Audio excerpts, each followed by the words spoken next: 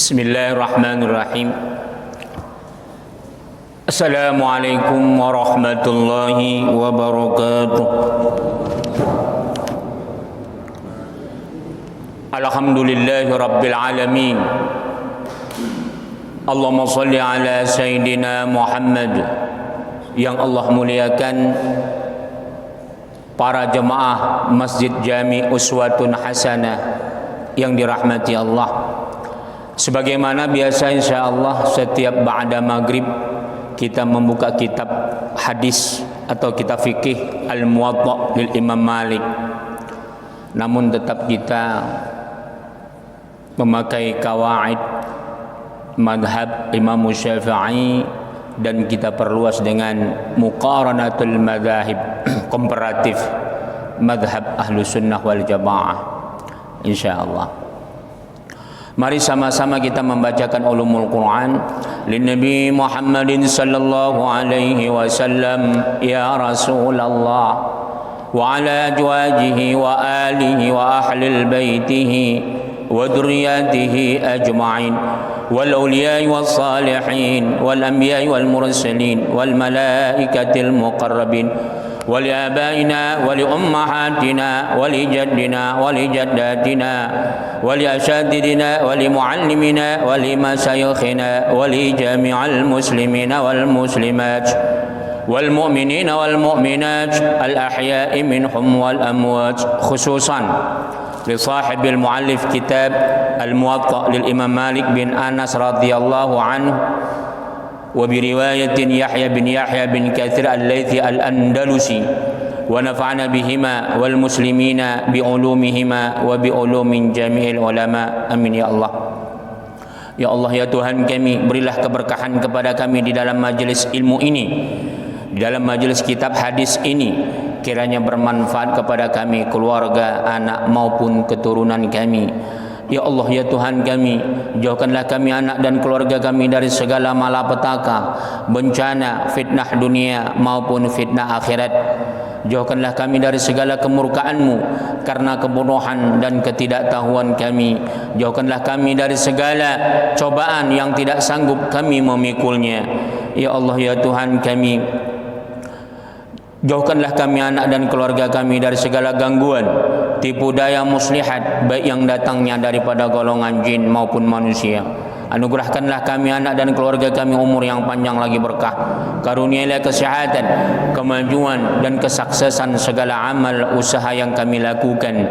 Anugerahkan pula nikmat kepada kami anak dan keturunan kami menjadi imaman lil muttaqin, menjadi pemimpin bagi orang-orang yang bertakwa. Begitu pula ya Allah ya Tuhan, berikan keberkahan kepada siapa saja yang telah pernah berbuat baik kepada kami, khususnya mereka yang ikhlas membantu perjuangan dakwah kami ini.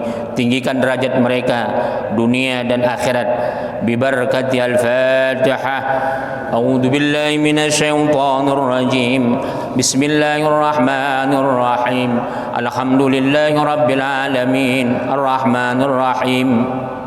مالك يوم الدين إياك نعبد وإياك نستعين اهدنا الصراط المستقيم صراط الذين أنعمت عليهم غير المغضوب عليهم ولا الضالين آمين. الحمد لله.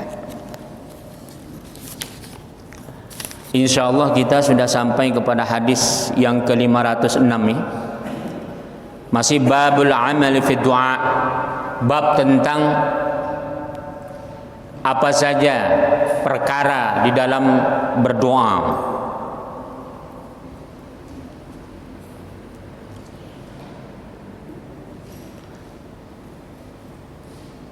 Kemarin yang terakhir adalah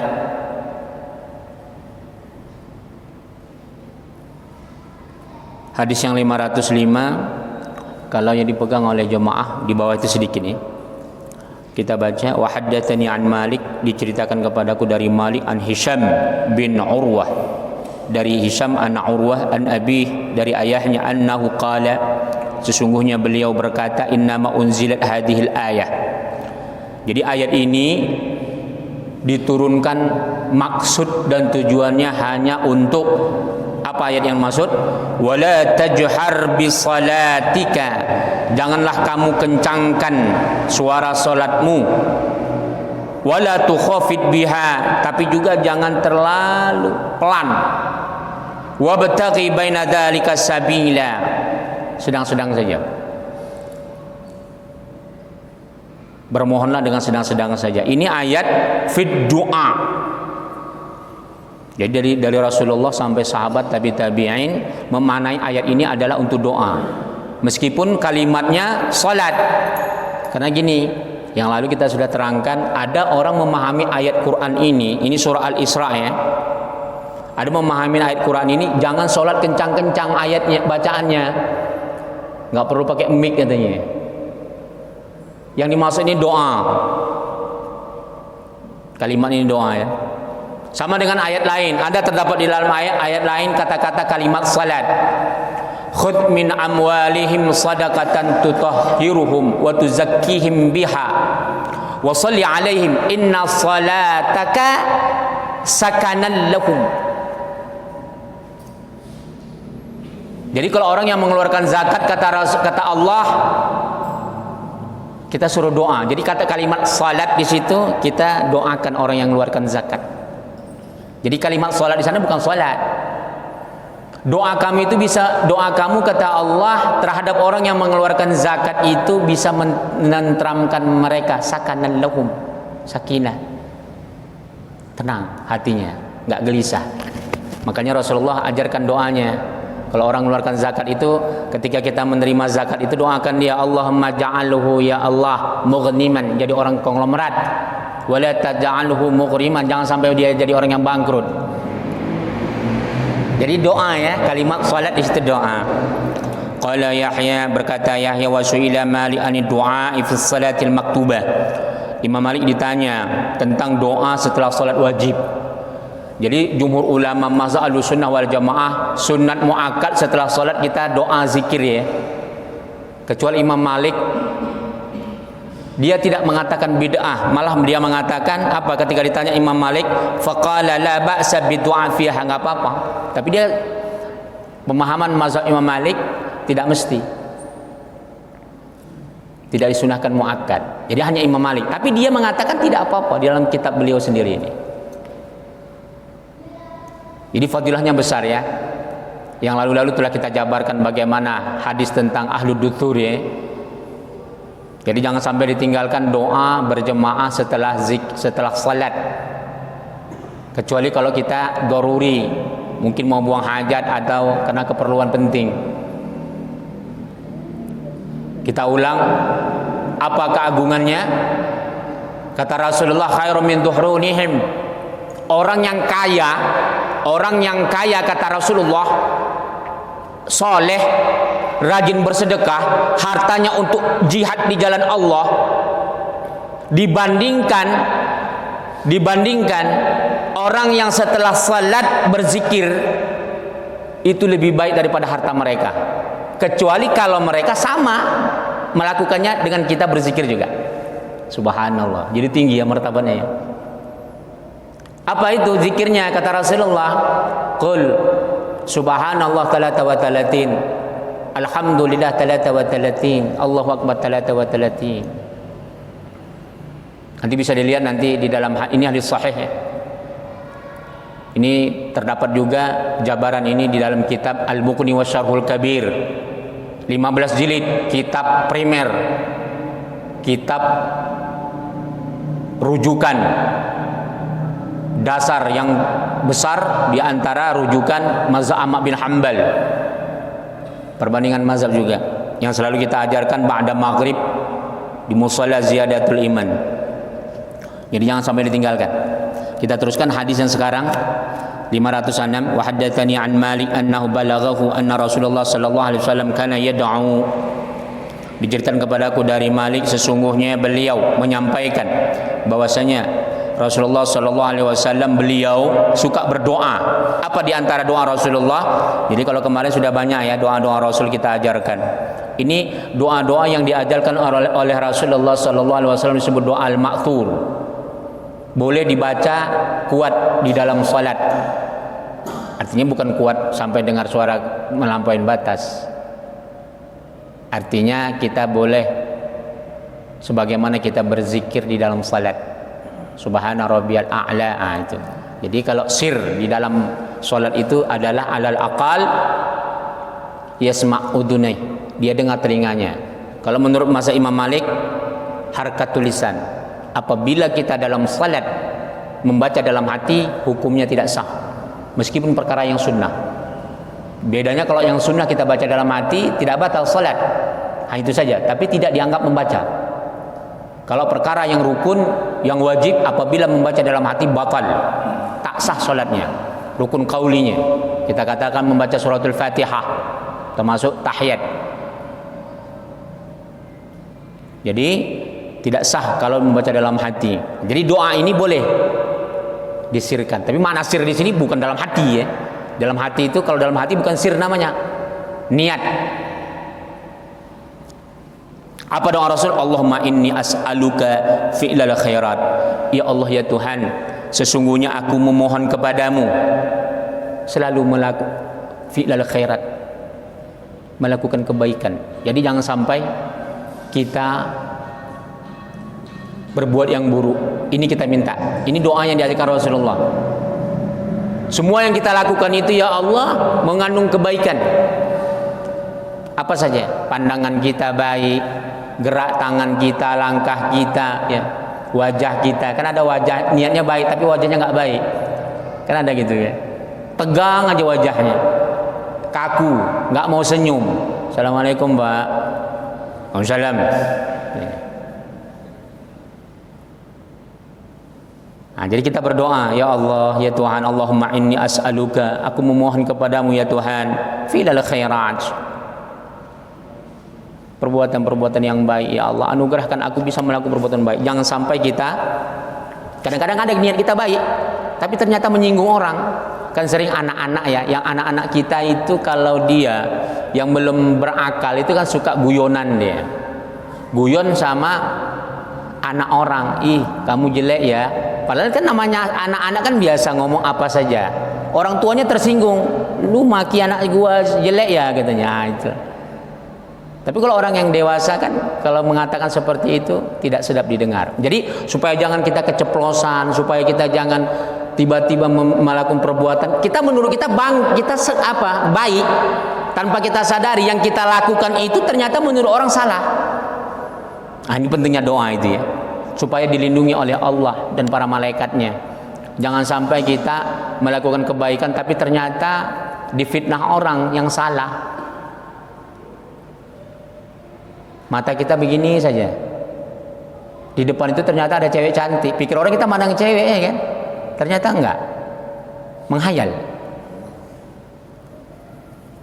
beban hidup. Jadi dulu ada cerita ini, ulama besar, dia cerita sendiri ini, dia cerita sendiri tentang dirinya. Ulama besar, sudah tua Pak, dia membawa membawa istrinya belanja ke pasar. Kebetulan pasarnya pasar sentral besar, di situ ada bioskop Pak, zaman Soeharto dulu. Bioskop kan dulu zaman Soeharto, kalau bioskop itu kan kalau sekarang banner ya, tapi dulu kain. Kan kain itu gambar film malam ini gitu. Tuh, gambarnya kan gambar-gambar ya nggak beres lah gitu. Jadi dia nunggu istrinya di pinggir jalan pas di depan bioskop. Karena nunggu istrinya wajahnya ke atas begitu, pas tepat ke gambar itu. Tapi dia perhatian nggak ke situ. Nggak ke situ perhatiannya. Dia hanya ya namanya nunggu lama kali kan wajahnya kemana-mana gitu. Tapi pas wajahnya ke gambar itu, dia pakai topi ustadz, lengkap semua. Orang lewat, dia ngantar istrinya, ini kan masih pagi Pak. Apa kata orang? Ustadz belum main filmnya katanya.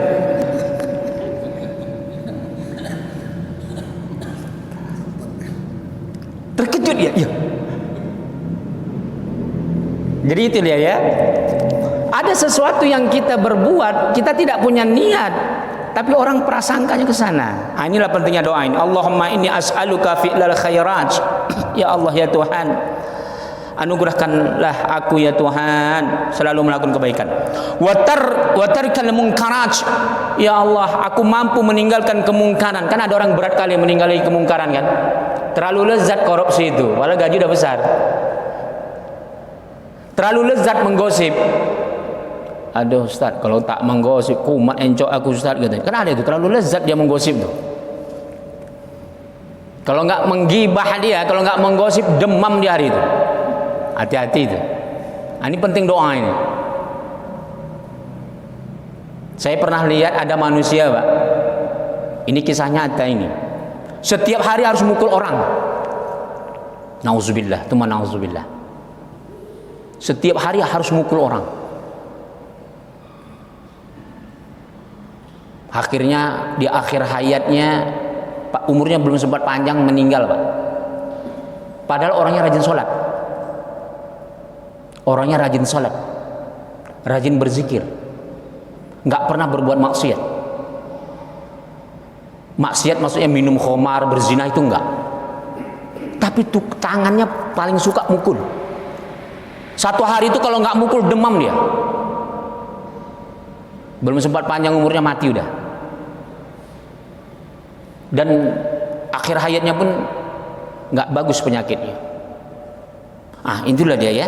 Jadi watarkal munkarat, ya Allah berikan aku kemampuan untuk bisa meninggalkan kemungkaran. Kan ada gitu.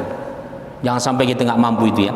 Wa hubbul masakin, cinta kepada orang-orang miskin.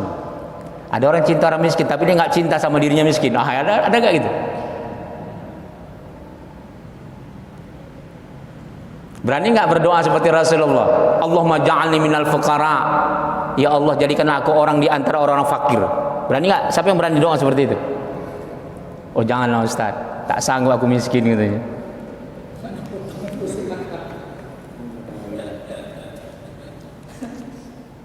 Jadi fakir itu di bawah miskin.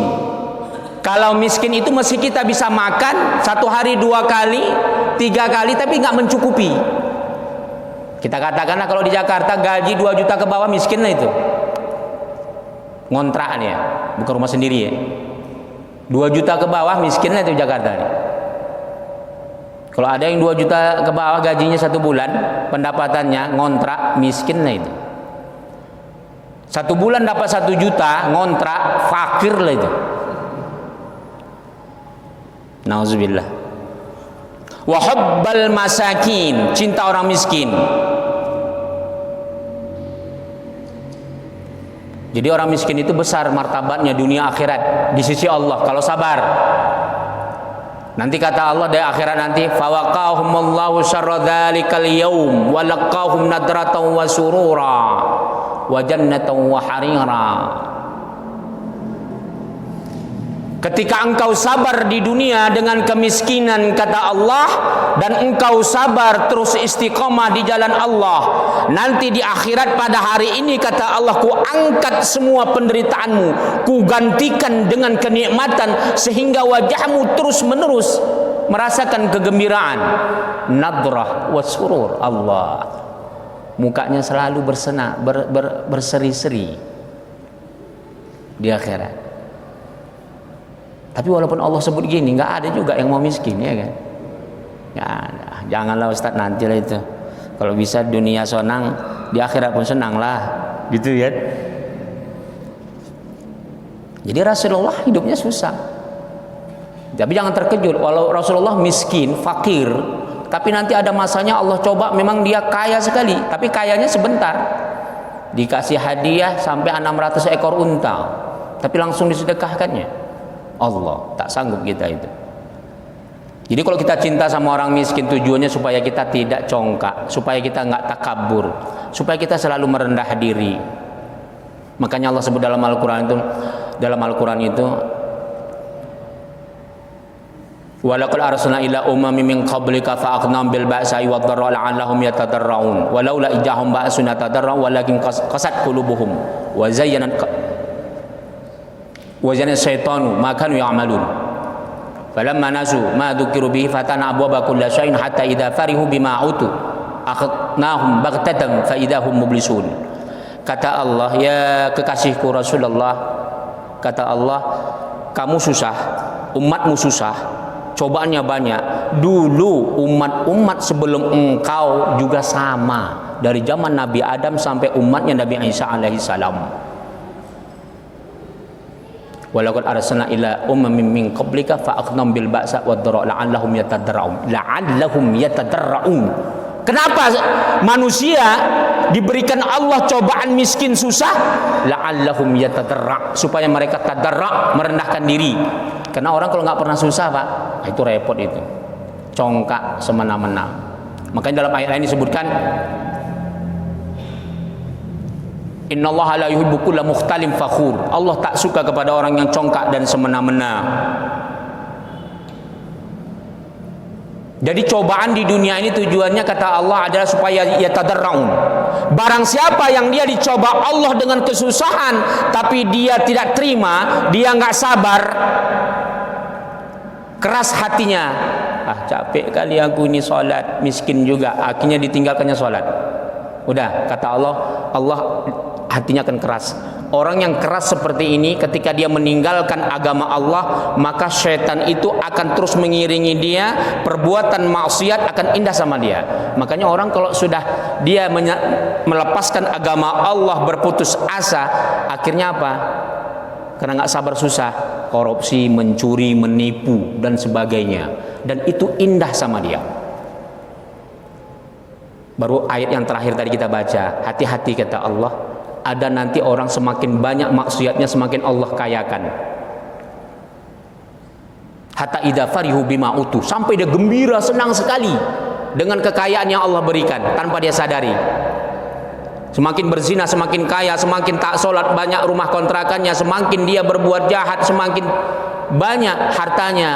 Akhirnya kata Allah, baktatam faidahum mublisun, tiba-tiba dia mati, belum sempat taubat. Sakratul mautnya sangat susah. Nauzubillah, tsumma nauzubillah. Itu dia ya. Kemudian wa idza adarta, ini kalimatnya adarta. Dalam kalimat ini dalam makhtutat ya. Manuskrip awalnya itu tulisannya begitu, tapi yang dimaksud sebenarnya aradta. Finnas fitnatan. Ya Allah, jangan sampai ya Allah aku ini terjebak dalam fitnah manusia. Artinya kalaupun terfitnah, jangan sampai kita berputus asa. Fitnah ini banyak ya, bukan bahasa Indonesia makna fitnah di sini. Fitnah itu bermacam-macam, cobaan. Tapi di sini adalah fitnah yang datang dari manusia.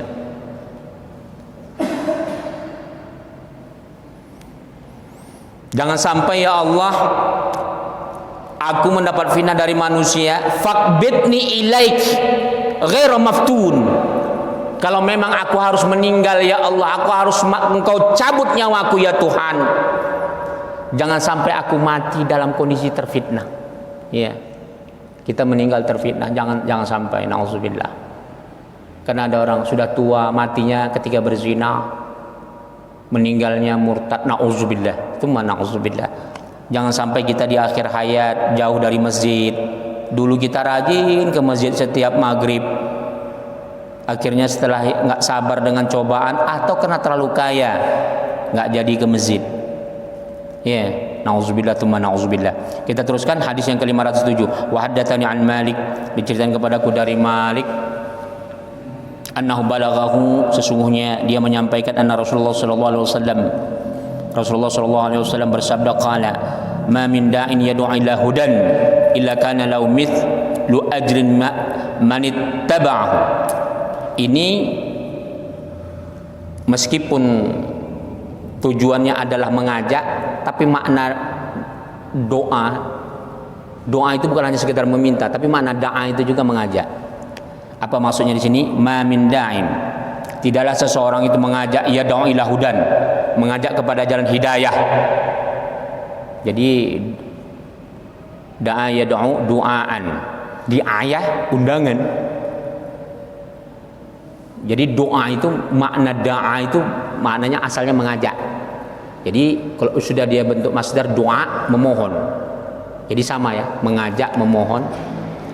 Barang siapa yang dia mengajak seseorang ke jalan hidayah, petunjuk, Ihdinas siratal mustaqim, anugerahkanlah aku hidayah yang lurus ya Tuhan. Dia mengajak jalan yang lurus, ayo kita ta'lim, katanya, ngajak tetangganya. Illa kana lahu mithlu ajri man ittaba'ahu, maka dia mendapat ganjaran sama dengan orang yang mengikutinya. Allah. Iya, kita ngajak tetangga kita, Pak. Kalau kita sendiri dapat satu umpamanya, diberi Allah jadi dua. Kalau kita dapat dua orang, kita ajak satu orang, dua orang terus begitu ya. Bukan hanya itu, semua hal perkara yang baik. Apa saja, kita mengajarkan anak kita doa, kita mengajarkan teman kita doa, dan apa saja. La yanqusu dzalika min ujurihim syai'an. Kata Rasulullah, sedikit pun tak dikurangi oleh Allah ganjarannya untuk mereka, sedikit pun. Sama Allah. Jadi kalau umpamanya ada teman kita, kita ajak duduk di sini, Allah berikan martabatnya, kita katakanlah 100%. 100% itu tidak ada dikurangi sedikit pun. Sama. Berarti kita 2 kali lipat mendapat pahala. Wa ma min da'in yad'u ila dhalalatin, dan barang siapa yang dia mengajak, menyeru, atau dia membawa orang lain ke jalan kesesatan, ila kana alai mithlu auzarihim, jadi tidak ada yang diperolehnya, maka dia mendapat ganjaran seperti orang yang disesatkannya itu. La yanqusu dzalika min auzarihim syai'an, dan sedikit pun tidak dikurangi Allah, kata Rasulullah, kejahatan orang yang kita suruh buat. Contoh umpamanya, ayo kita curi yuk, mau dia, Pak. Kita ajak dia mencuri, nyuri jamu tetangga, atau korupsi lah bareng-bareng gitu. Kita ajak dia korupsi berapa? Umpamanya 1 juta. 1 juta dosanya sama, Pak, kita pikul juga dosa itu. Sudah kita juga ikut mencuri, dosa kita 1 juta, ditambah lagi dosa orang yang teman kita tadi itu 1 juta, 2 juta dosa kita, Pak. Padahal yang makan dia 1 juta. Allah, nauzubillah. Sedikit pun kata Rasul tak dikurangi Allah.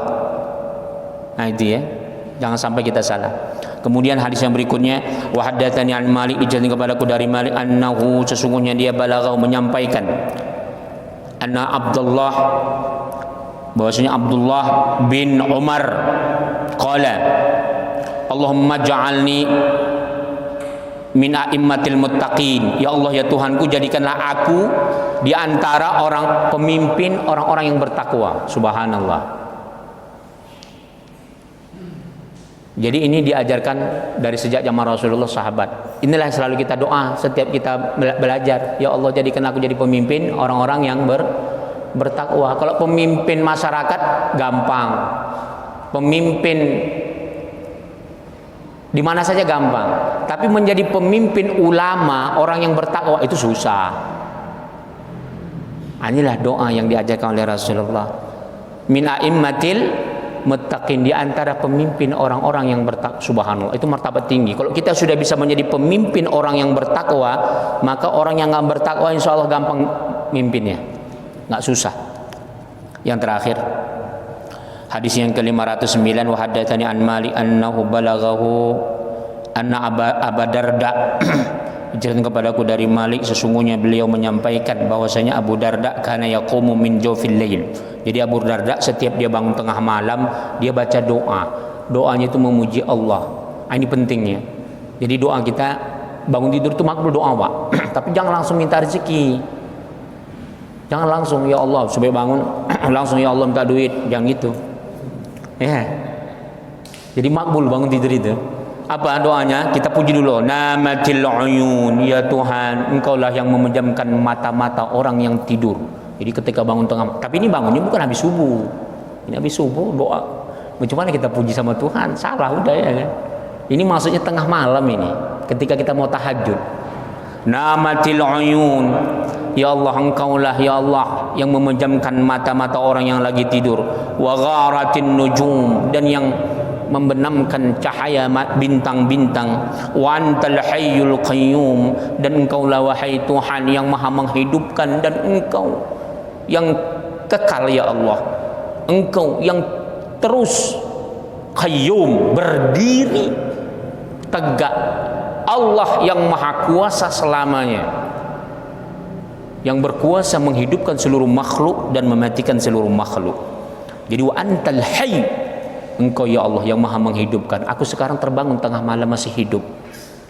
Ya Allah, semoga aku bisa takarub kepadamu, tahajud ya Allah malam ini. Udah, baru ditambah ya Allah, murahkan rezekiku, lancarkan bisnisku, insya Allah. Jadi doa, tapi sebelum bercakap ya, jangan berkata-kata dulu, jangan sampai kita bangun ngobrol dengan istri dulu, kau gimana? Karena mengal tidur, jangan gitu dulu kan? Atau cerita gimana nih? Ya. Jangan ngobrol lagi, atau nengok HP dulu dia, wah mana nih berita terbaru katanya. Doa dulu, jangan HP dipegang. Ini bangun HP langsung pegang. Wallahu taala alam bisawab. Insyaallah akan datang bab nahyi 'anil salah ba'da subuh wa ba'da al-'asr. Yaitu bab tentang larangan salat setelah subuh dan setelah asyar. Silakan ada pertanyaan. Fadhal. Salam.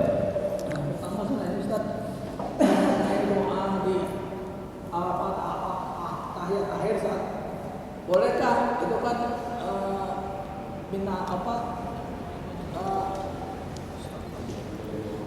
jahanam diganti dengan minanar Ustaz? Sama nggak jahanam kalau main awiga minajil komri, minajil jahanam atau minanar Ustaz? Bisa nggak gitu? Sama gitu kan, minanar dengan jahanam. Terus kedua, tadi kan kalau kita bersedekah orang mendoakan. Nah kan ada namanya zakat Ustaz, atau kita ke orang tak punya kita sedekah gitu. Nah mereka ada mungkin oleh ahli itu juga Ustaz. Apa?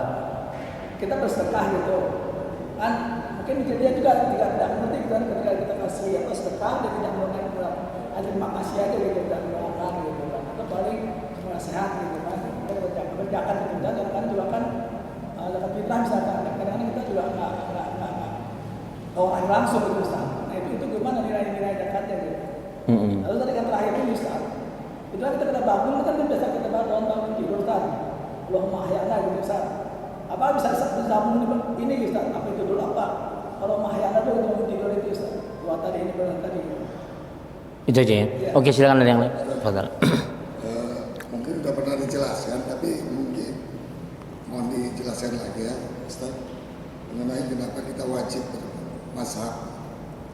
Itu aja ya. Keduanya lagi, ada berapa orang yang beranggapan sumber dasar hukum Islam itu kan ada 4 ya, Quran, hadis, ijma dan qiyas. Tapi ada beberapa kelompok yang cuma pakai Quran dan hadis. Kapan waktu qiyas atau ijma ulama itu dipergunakan dalam konteks sosial kemasyarakatan? Itu aja ya. Alhamdulillahirabbil alamin. Jadi tentang masalah doa di akhir tahiyat, innaka hamidum majid. Allahumma inni a'udzubika min fitnati adzabil qabr wa a'udzubika min fitnati adzabi jahannam wa a'udzubika min fitnati adzabil mahya wal mamat wa a'udzubika min fitnatil al-masih dajjal.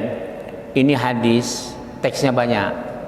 Yang baru saya baca, ini hadis sahih, terdapat di dalam kitab Al-Mughni wa Syahrul Kabir. Baru doa yang ada dia pakai fitnah, ada enggak? A'udzubika min adzabin nar. Nah, itu di sini. Jadi hadisnya banyak. Saya kira kalau minggu yang lalu atau sebelumnya datang, boleh dicek juga videonya, sudah saya ceritakan panjang lebar. Bahkan bukan hanya di sini, termasuk juga di pengajian-pengajian kita subuh kitab At-Tibyan sudah saya jelaskan juga tentang ini. Jadi teks hadis itu banyak sekali. Silahkan boleh. Itu hikmahnya, ya Allah ya Tuhan jauhkan aku daripada fitnah kubur. Kemudian fitnah azab jahannam. Dalam teks yang lain hadisnya azabin nar. Ada azab jahannam dan azab neraka. Ya Allah, jauhkan aku daripada fitnah kehidupan dan kematian. Apa fitnah kehidupan? Cobaan kehidup. Jangan sampai aku gara-gara miskin gak sholat. Jangan sampai gara-gara wanita berzina.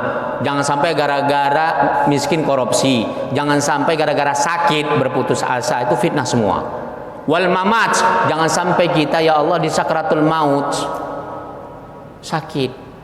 Sakratul maut kita capek, kita beribadah pada hidup sehat kita, ketika mau sakratul maut hati kita keras. Sakratul maut kita ternyata murtad, nauzubillah. Tsumma nauzubillah. Saya banyak menyaksikan orang yang rajin taklim. Ada Pak, sebagian rajin taklim di akhir sakit hayatnya sudah nggak mau lagi sholat, ke masjid udah nggak pernah bertahun sampai mati. Nauzubillah, nauzubillah. Jadi kalau sakit nggak datang nggak apa-apa, tapi jangan sampai nggak sholat. Itu dia ya. Kemudian apa? A'udzubika min fitnatil al-masih dajjal. Ya Allah, aku berlindung daripada fitnah masih dajjal. Jadi kalau al-masih dajjal itu alamatu al-qimatul kubra. Nanti akan diturunkan dajjal. Apa dikatakan dajjal? Kadzab, pembohong. Jadi apa takwil daripada doa Rasul itu? Jangan sampai kita mendapatkan guru yang pembohong, guru yang menyesatkan ajarannya sama kita. Itu penting doa itu. Jadi begitu banyak doa Rasulullah tentang setelah tahiyatul masjid, doa itu yang dikhususkan. Sampai-sampai ulama membuat doa itu satu bab dalam fikih ya. Kemudian nggak apa-apa. Sebenarnya jangan ditanya lagi nggak apa-apa. Kalau sudah saya katakan dari tadi teksnya banyak, jangan lagi tanya nggak apa-apa. Ya, jangan lagi tanya nggak apa-apa. Karena sudah saya jelaskan teksnya itu banyak. Itu dia ya. Oke. Kemudian masalah zakat. Masalah zakat kalau dia nggak, ya nggak apa-apa lah. Di situ diuji keikhlasan kita, meskipun dia nggak berdoa. Cuman itu anjuran itu untuk orang yang paham. Kalau orang awam, kita katakanlah kalau di Arab itu orang Badui. Orang Badui itu Rasulullah dulu capek ngajarkannya itu. Ya sama kayak di Indonesia juga kan, kalau orang-orang yang kampung yang nggak pernah belajar itu ketika kita ajarkan pastikan dia saklek. Maka kalau ada orang yang awam, yang miskin kali dia ngasih, kadang-kadang ya udah dia diam aja gitu. Ya nggak apa-apa. Nggak ada berkurang sedikit pun sedekah kita. Justru kita di situ akan diuji keikhlasan kita. Di situ dia akan diuji. Itu dia ya. Kemudian tadi terakhir apa? Itu kan sebelum itu kan kita baca Allahumma ahyana wa ramna. Setelah doa. Jadi Allahumma ahyana ba'da ma amatana wa ilaihin nusur. Doa itu banyak. Jadi ini diantaranya makna hadis di sini adalah kita usahakan pujian kepada Allah, zikir dulu, mengucap alhamdulillah, ahyana ba'da ma amatana wa ilaihin nusur. Ya Allah, segala puji bagimu ya Allah yang telah menghidupkan aku, yang telah mematikan aku, dan aku hidup kembali. Artinya kita sadar kembali, kita sehat. Baru setelah itu masukkan doa yang kita inginkan hajat pada hari itu. Itu saja ya. Wallahu taala alam bisawab. Kemudian masalah mazhab. Masalah mazhab itu adalah wajib bagi orang yang bukan mustahid. Wajib. Karena orang awam yang bukan mustahid, sedangkan ahli mustahid, seorang ahli ijtihad mustahid, kita katakan Imam Syafi'i termasuk Imam Malik. Ini pun sebelum dia menjadi seorang ulama mustahid, dia pun taklid. Wajib taklid bagi bukan yang mustahid. Orang yang mengingkari mazhab wajib sesat. Wajib. Maaf. Istibdadul ahkamul Islam bukan hanya Quran dan Sunnah, tapi ijma' dan qiyas. Ada di antara sahabat Rasulullah yang diutus. Dalam sebuah riwayat Imam Ali, dalam sebuah riwayat Ibnu Mas'ud, diutus ke Yaman. Setelah kembali dari Yaman, ya Ali, kau pulang dari Yaman setelah aku utus. Ketika engkau berada di sana, bagaimana engkau memutuskan tentang agama Allah ini kepada mereka? Apa kata Imam Ali? Kitabullah ya Rasulullah. Sadaqta. Bagaimana kalau tidak terdapat di dalam Al-Quran? Sunnah Rasulullah, sunnahmu ya Rasulullah. Sadaqta. Bagaimana kalau tidak terdapat di dalam Quran dan Sunnah? Ra'yi.